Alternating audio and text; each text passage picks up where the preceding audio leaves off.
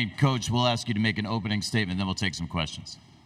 Yeah, first off, just like I said, I think yesterday was a privilege to share the court with Matt Painter and Purdue, one of the top programs in the country, one of the best coaches in the country, and just total class, class personified across the board with those guys. So, obviously, what could you say? We won by a lot again. Next question's for Eddie. We're going to have to hustle to bring him a microphone. Eddie, raise your hand. Thanks, Eddie. Yes, Coach, you won by a lot again. Congrats. Eddie Pels from AP. After they made their 1 3-pointer, you hopped off the bench and called a timeout. I know you were in quite a lather that, but I mean, was that specifically about making sure this doesn't become a trend? Well, that was a late clock mistake. Braden had it with 3 on the clock, and he used the ball screen, and in such a late shot clock situation, like Donovan needed to get up there high and eliminate the attempt. But just the game plan and Luke, Luke for a day and a half prep to have us as ready as he did defensively for that game was just impressive. We obviously, we didn't want to give up threes. We didn't care if Zach, took 25, 28 shots to get 30, 35 points. This whole game plan was like, no Smith, no Lawyer, no Gillis, no Jones.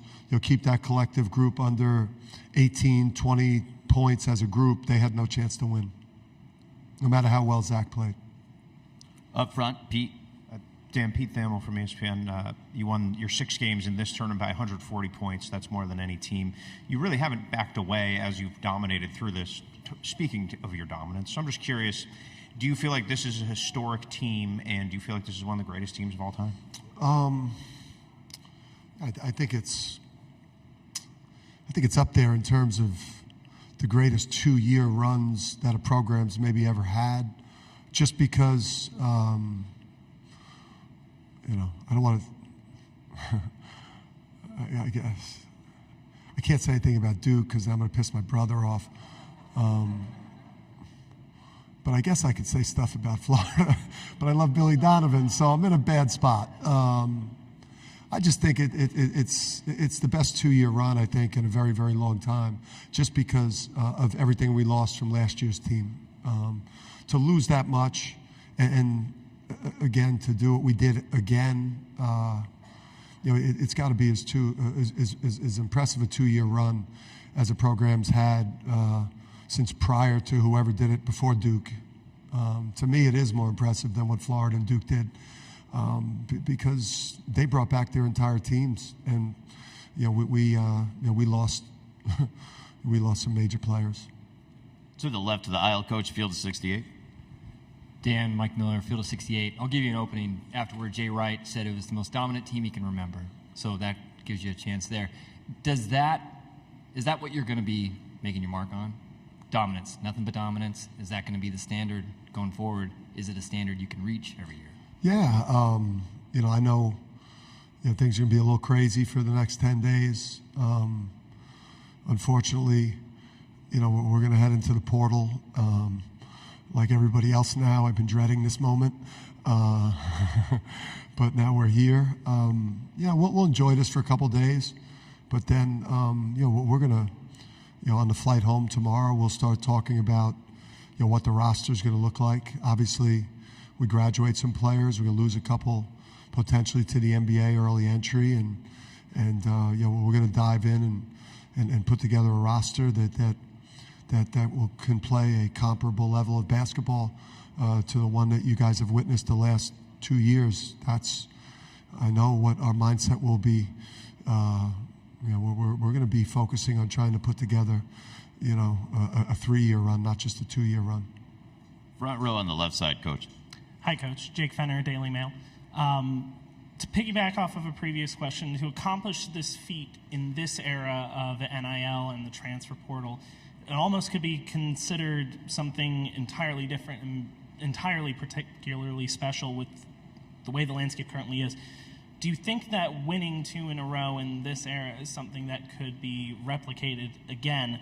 And do you think that because you won in this era, it deserves to be held in a different regard? Yeah, I mean, I think that's probably for you guys to decide. I think, it's obviously it's a special run. And yeah, I mean, shit, we're going to try and replicate it again. We're going to, we're going to maintain a championship culture. We're bringing in some very talented high school freshmen.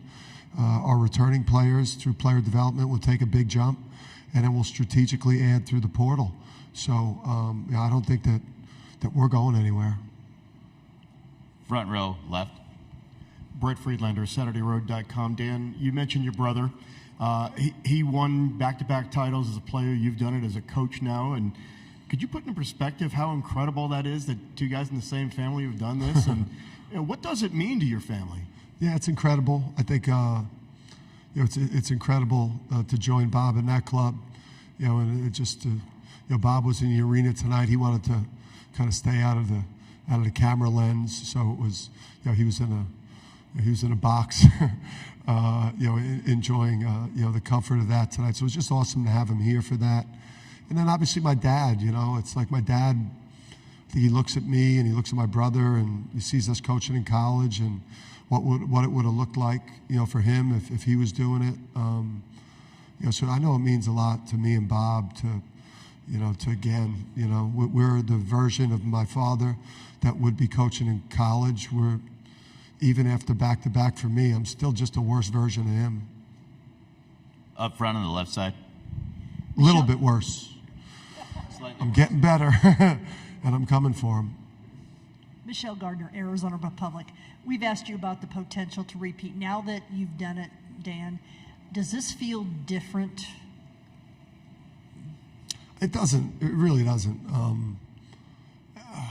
I mean, it's the same, feeling that you have. You just feel so light right now. And you know what though? Maybe it feels a little bit better because it's like the last thing.